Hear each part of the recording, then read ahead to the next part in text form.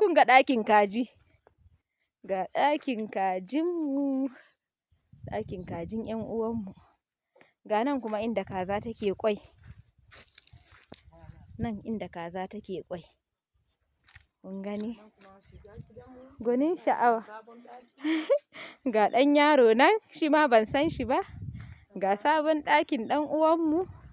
Ga sabon gida da ake ginawa. Ga wani ɗan yaro nan ba wando, har sai sallama. Salamu alaikum. Ga mu nan dai ana gina sabon gida.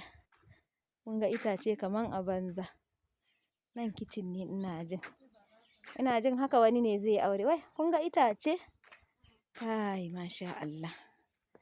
Wai ƙauye daɗi komai suna da shi.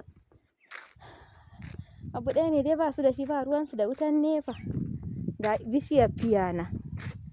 Kun ga bishiyar fiya? Ga fiya. Fiyoyi ma zan ce. Ya ga gwanda can. Ga bishiyar mangwaro. Ga ayaba. Ga gwaiba. Ga bishiyar gwaiba can. Kun gani? Ga dai ƙauyenmu nan. Na ce ba zan koma Najeriya ba sai na zo ƙauyenmu. Duk wanda ya rasa ƙauye to ya yi asara. Yauwa. Don asalinmu dai mu nan ne.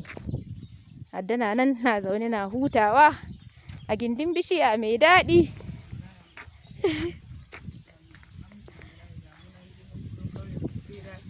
Wallahi sai daɗi za mu ci mu sha. Mu sha nono, mu sha man shanu, mu sha madara. Ga murhu